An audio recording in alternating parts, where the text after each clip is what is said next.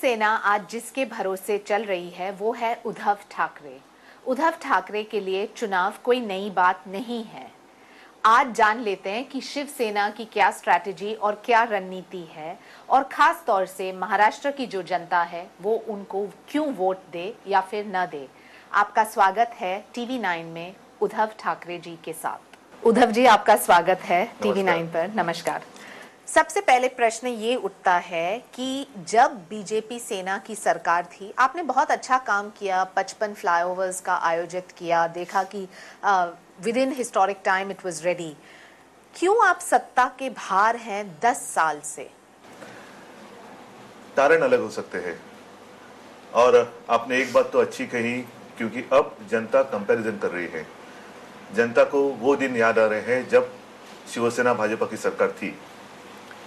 देखिए, वादे देने के लिए बहुत सारे वादे हो सकते हैं, लेकिन उसको निभाना मुश्किल बात होती है। जितने सारे वादे हमने किए थे उसमें वो निभाने की हमने पूरी कोशिश की। हालांकि जहां तक मेरा मानना है, हमने बहुत सारे वादे पूरे भी किए थे। जैसे मुंबई पुणे रास्ते के का वादा था, मुंबई फ्लाईओवर्स का वादा किया था, टैंकर मुक्त महाराष्ट्र। आज भी गांवों में पानी की समस्या है। तो जैसे ये सीलिंग ब्रिज है, भूमि पूजन मेरे पिताजी के हाथों से हुआ था जी। तो बहुत सारी योजना हमने वादे किए थे और हमने निभाने की पूरी कोशिश की, और कुछ हद तक हम कामयाब भी रहे थे। तो फिर सवाल ये उठता है कि 10 साल आप सत्ता के बाहर क्यों हैं? कारण अलग अलग है। जब 99 में हम चुनाव लड़ रहे थे तो शायद लोगों को हमारे जो मुख्यमंत्री पद के जो उम्मीदवार थे वो पसंद नहीं थे, और अब वो नहीं है। अब वो नहीं है। तो क्या हम दावा से कह सकते हैं कि जो सेना बीजेपी की जो सरकार आई वो आएगी, वापस आएगी, और मुख्यमंत्री उद्धव ठाकरे जी रहेंगे? ये अधिकार बाला साहब का है, क्योंकि ये जो पार्टी है उसका निर्माण बाला साहब ने किया है।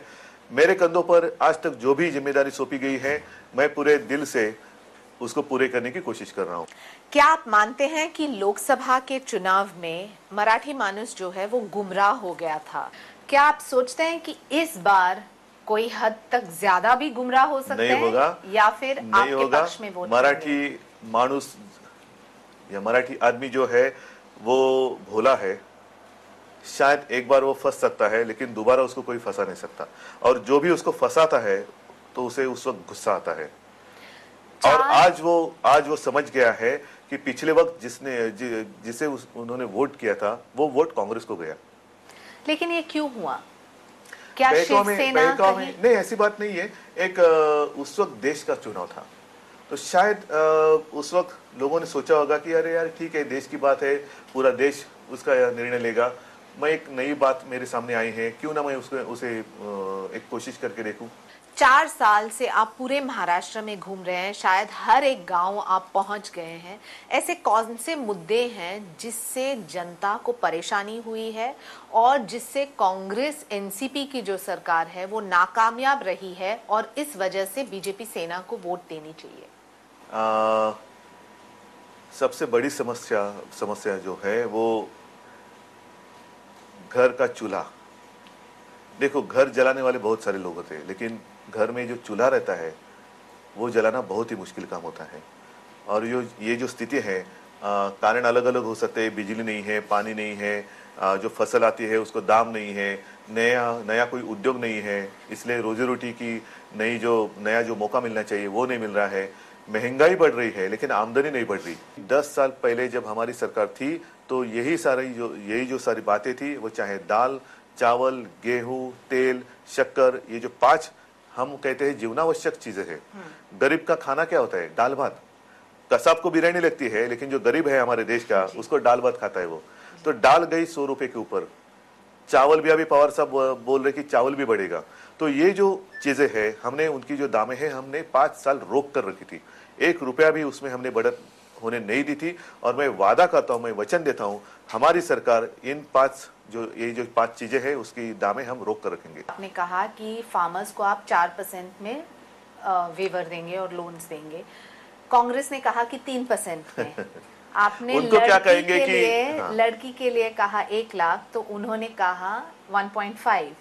क्या आपको लगता है ये एक स्पर्धा है, और कौन जीत पाएगा इस स्पर्धा में? नहीं, आप कांग्रेस कुछ भी कहे लेकिन उनको मौका नहीं मिलेगा। पिछले बार भी उन्होंने यही किया था। पहले फार्मर को सिर्फ हमने लोन की बात नहीं की थी, मतलब इंटरेस्ट रेट की बात नहीं की थी, हमने तो कहा था 7/12 कोरा, मतलब जितना सारा कर्जा है हम उनको फ्री करेंगे और बिजली जो है फार्मर के लिए फ्री देंगे। सुशील कुमार जी मुख्यमंत्री थे, उन्होंने क्या किया, कोड ऑफ कंडक्ट के पहले उन्होंने वो जो हमारी घोषणा थी बाला साहब ने की थी उसके ऊपर अमल कर दिया और फार्मर्स को उन्होंने फ्री इलेक्ट्रिसिटी देना शुरू किया।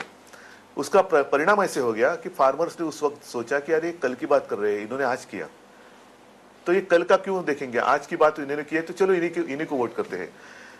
खैर कांग्रेस जीत गई, सुशील कुमार शिंदे चले गए आंध्र में, अब चले गए केंद्र में। विलासराव जी बाद में मुख्यमंत्री बने, उन्होंने साफ शब्दों में कहा कि चुनाव के दरमियान ऐसी बातें करनी ही होती है, जरूरी नहीं है कि चुनाव के बाद उसके ऊपर अमल करना चाहिए। प्रभा राव जी उस वक्त प्रदेशाध्यक्षा थी, उन्होंने भी कहा कि वो हमारी प्रिंटिंग मिस्टेक थी। अब जिन्होंने बात की वो सुशील कुमार केंद्र में मंत्री है, उनका कुछ बिगड़ा नहीं है। विलासराव जी यहाँ नाकामयाब रहे इसलिए उनको सजा दी गई, केंद्र में मंत्री बनाया गया, ये सजा है कांग्रेस की, उनका सब कुछ ठीक चल रहा है। और प्रभा राव जी हिमाचल में सेब खा रही है ठंडी हवा में, उनका कुछ बिगड़ा नहीं है। उद्धव ठाकरे के साथ ये चर्चा जारी रहेगी। आप देखते रहिए TV9 with me Shaina NC।